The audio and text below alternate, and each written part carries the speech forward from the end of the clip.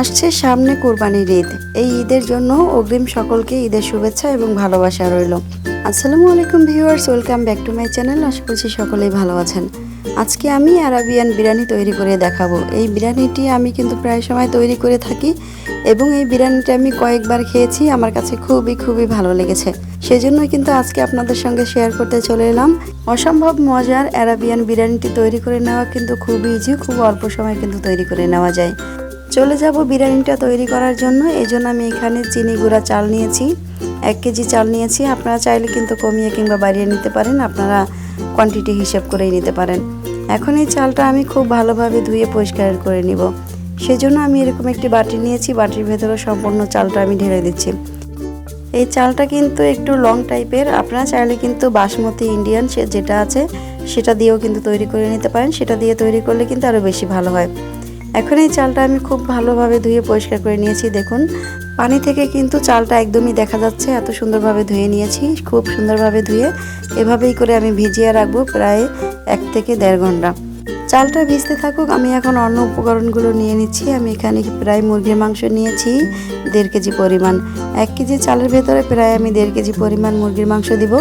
মুরগির মাংসগুলো কিন্তু আমি খুবই বড় সাইজ করে নিয়েছি। আর এই আরাবিয়ান বিরিয়ানিতে কিন্তু অবশ্যই মুরগির সাইজগুলো বড় করে নিতে হবে। এরপর যেই হাঁড়িতে আমি বিরিয়ানিটা তৈরি করব সেই হাঁড়িতেই আমি 2 লিটারের মতো পানি দিয়ে দিচ্ছি।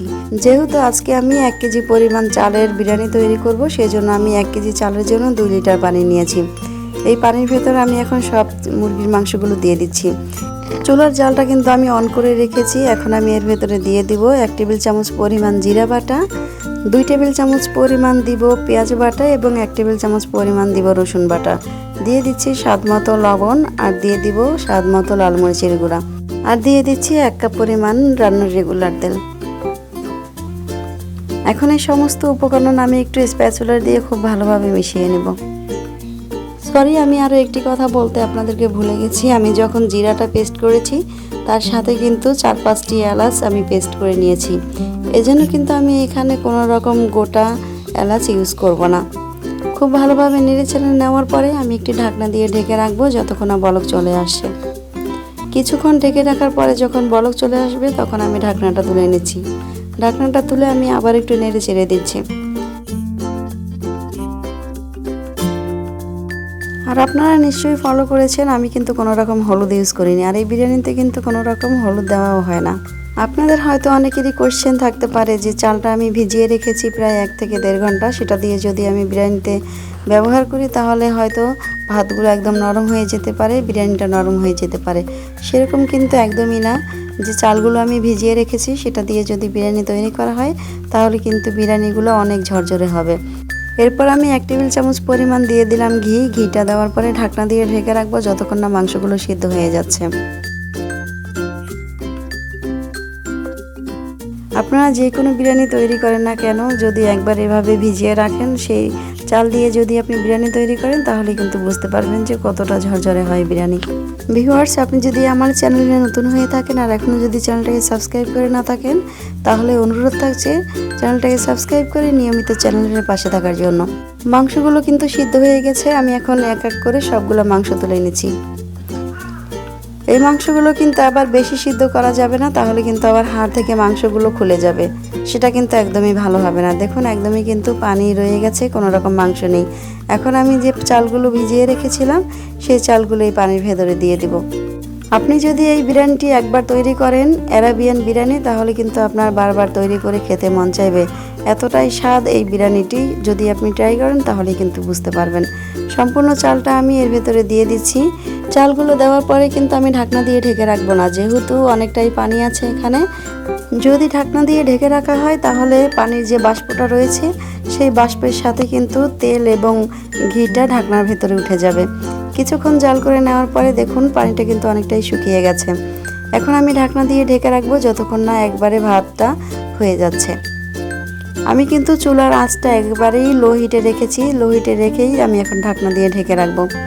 একটি টিপস আমি আপনাদের সঙ্গে শেয়ার করছি, যখন আপনারা পোলাও অথবা বিরিয়ানি তৈরি করবেন আর সেখানে যখন পানি দিবেন, পানিটা কিন্তু বেশি বলক করলে, বেশি জোরে জাল করলে তাহলে কিন্তু পানিটা ঘন হয়ে যাবে। আর পানিটা যদি ঘন হয়ে যায় তাহলে কিন্তু ভাতগুলো আঠালো হয়ে যাবে, একদমই ঝরঝরে হবে না। এরপরে যে মাংসগুলো আমি সিদ্ধ করে রেখেছিলাম সেই সিদ্ধগুলো এরকম আমি একটি সাবাকের পরে তুলে নিচ্ছি। এরপরে আমি একটি বাটি নিয়ে নিচ্ছি, বাটির ভেতরে আমি দিয়ে দিচ্ছি 1 টেবিল চামচ পরিমাণ লাল মরিচের গুঁড়া, দিয়ে দিব 1 টেবিল চামচ পরিমাণ ঘি, আর দিয়ে দিব সামান্য পরিমাণ লবণ। লবণটা একটু আপনারা টেস্ট করে দিবেন, যেহেতু মাংসে আমি আগে থেকে লবণ দিয়েছিলাম। লবণ যদি একটু বেশি কম হয় তাহলে কিন্তু একটু সমস্যা হবে, সেজন্য একটু চেক করে লবণটা দিতে হবে। লবণটা দেওয়ার পরে আমি এরকম একটি ব্রাশ নিয়েছি, ব্রাশ দিয়ে আমি সম্পূর্ণ উপকরণগুলো খুব ভালোভাবে মিশিয়ে নিব। খুব ভালোভাবে মিশিয়ে নেওয়ার পরে একটি মিশ্রণ তৈরি হয়ে গেছে। এখন আমি এটা মাংসের উপরে খুব ভালোভাবে ব্রাশ করে দেব। ভিউয়ার্স, আমার চ্যানেলে কিন্তু আরও বিভিন্ন আইটেমের বিরিয়ানির রেসিপি দেওয়া আছে। দেশি বিরিয়ানি, দম বিরিয়ানি, ইন্ডিয়ান বিরিয়ানি, অনেক আইটেমের কিন্তু বিরিয়ানি দেওয়া আছে। চাইলে কিন্তু সেই রেসিপিগুলো আপনারা দেখে নিতে পারেন। এক সাইডে যখন মিশ্রণটা খুব ভালোভাবে ব্রাশ করা হয়ে যাবে তখন কিন্তু এর একটা লক করার মতো চাবি রয়েছে, সেই চাবিটা দিয়ে আমি লক করে তারপর অপর সাইডটা উল্টে নেব। এটা লক করার কারণ হলো যখন আমি উল্টে নেব তখন এটা এলোমেলো হয়ে যাবে না, অথবা কোনো রকম সরে যাবে না এদিক ওদিক। অপর সাইডে উল্টে নেওয়ার পরে আমি লকটা আবারও খুলে নেব, খুলে তারপর আমি অপর সাইডে আবার ব্রাশ করে দিব। দুই সাইডটাই কিন্তু খুব ভালোভাবে ব্রাশ করে দিতে হবে, এতে করে কিন্তু যখন এটা আমি বারবিকিউ করে নিব তখন কিন্তু স্বাদটা খুবই ভালো আসবে এবং খুবই সুন্দর একটা স্মেল আসবে। দুই সাইডটাই আমি খুব ভালোভাবে ব্রাশ করে নিয়েছি। এখন আমি চলে যাব এটা বারবিকিউ করার জন্য। বারবিকিউ করার জন্য কিন্তু আমি চুলাতেই করে নিব। বন্ধ চুলা যেহেতু আমি তৈরি করেছি, খুব ভালোভাবে এটাতে কিন্তু আগুন রয়েছে, এটাতেই আমি এখন বারবিকিউ করে নিচ্ছি। একটা সাইড যখন আমি বারবিকিউ করে নিব তখন আমি অপর সাইডটা আবার উল্টে দেব। একটা সাইডটা একটু যখন হালকা বাদামি কালার হয়ে যাবে তখনই কিন্তু অপর সাইডটা উল্টে নেব। অপর সাইডটা হতে থাকুক, এই ফাঁকে আমি পেঁয়াজ পেস্তাটা করে নিচ্ছি। এরপরে আমি কিছুটা তেল নিয়ে নিচ্ছি, তেলের ভেতরে আমি দিয়ে দিব গোল করে কেটে রাখা পেঁয়াজ। আমি কিন্তু রাউন্ড শেপ করে কেটে রেখেছি, দেখুন। আপনারা চাইলে কিন্তু যে কোনো সাইজ করেই করে নিতে পারেন, তবে রাউন্ড সাইজটা করলে কিন্তু খুবই ভালো হয়। পেঁয়াজটা যখন এরকম হালকা বাদামি কালার চলে আসবে তখন আমি চুলা থেকে নামিয়ে একটু নেড়ে নিব, তা না হলে কিন্তু আবার পুড়ে সেটা খেতে তিতা তিতা লাগবে, সেটা খেতে কিন্তু একদমই ভালো লাগবে না। এক সাইডে আমি একটু তুলে নিচ্ছি তেলটা একটু ঝরিয়ে নেওয়ার জন্য। এরপর পেঁয়াজ পেস্তাগুলো তুলে নিচ্ছি। আমি যে বিরিয়ানি তৈরি করার জন্য ভাতগুলো বসিয়ে রেখেছিলাম সেটা কিন্তু একদমই লো হিটে রেখে আমি ঢাকনা দিয়ে ঢেকে রেখে দিয়েছি। এখন চলে যাব সেই ভাতগুলো দেখার জন্য। আমি ঢাকনাটা তুলে নিচ্ছি, একটু নেড়ে নিচ্ছি, ভাতগুলো কেমন হয়েছে একটু আপনাদেরকেও দেখিয়ে দিচ্ছি। দেখুন ভাতটা কতটা ঝরঝরে হয়ে গেছে। আমি যখন সম্পূর্ণ বিরিয়ানিটা তুলে নিব তারপর একটু হালকা ঠান্ডা হয়ে গেলে কিন্তু একদমই ঝরঝরে হয়ে যাবে, কোনো রকম কিন্তু পানি এর ভেতরে নেই। এখন এই ভাতগুলো আমি সমানভাবে এই হাঁড়িতেই খুব ভালোভাবে বসিয়ে দিব।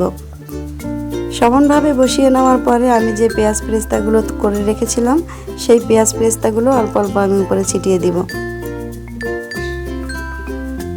কিছুটা পেঁয়াজ পেস্তাটা দিয়ে দিচ্ছি, এরপরে আমি দিয়ে দেবো উপরে কিছুটা বাদাম।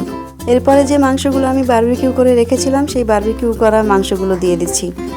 মাংসগুলোর কালারটা কিন্তু দেখতে খুবই সুন্দর লাগছে, দেখুন। আর মাংসগুলো কিন্তু একদমই সফট হয়ে গেছে। এভাবে যদি মাংস তৈরি করে বিরিয়ানি তৈরি করা হয় যে কোনো বিরিয়ানিতেই কিন্তু স্বাদটা অনেকটাই বেড়ে যায়। মাংসগুলো দেওয়ার পরে আমি আবারও কিছুটা পেঁয়াজ পেস্তা ছিটিয়ে দিচ্ছি। এরপর আমি কিছুটা ঘি চারপাশ থেকে এরকম বসিয়ে দিচ্ছি। 2 টেবিল চামচ পরিমাণ ঘি চারপাশ থেকে এভাবে ছড়িয়ে দিলে কিন্তু খুব ভালো একটা স্মেল আসবে। এখনও কিন্তু অনেকটা প্রসেস রয়ে গেছে, ভিডিওটি স্কিপ না করে কিন্তু পুরো ভিডিওটি দেখবেন। এরপরে আমি এরকম একটি বাটির মতো নিয়েছি, এই বাটির ভেতরে আমি 1 টুকরো কয়লা দিয়ে দিব।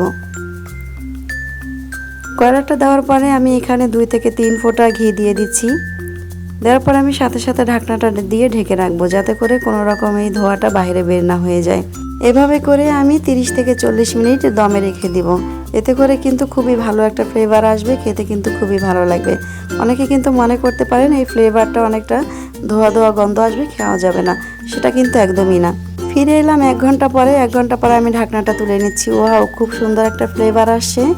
এই আরাবিয়ান বিরিয়ানিটি কিন্তু এই ঈদে অবশ্যই ট্রাই করবেন। আশা করছি এই বিরিয়ানির রেসিপিটি আপনাদের কাছে খুবই ভালো লেগেছে। ভালো লাগলে অবশ্যই একটি লাইক দিবেন। এখন বিদায় নিব, দেখা হবে পরবর্তী রেসিপিতে। আল্লাহ হাফেজ।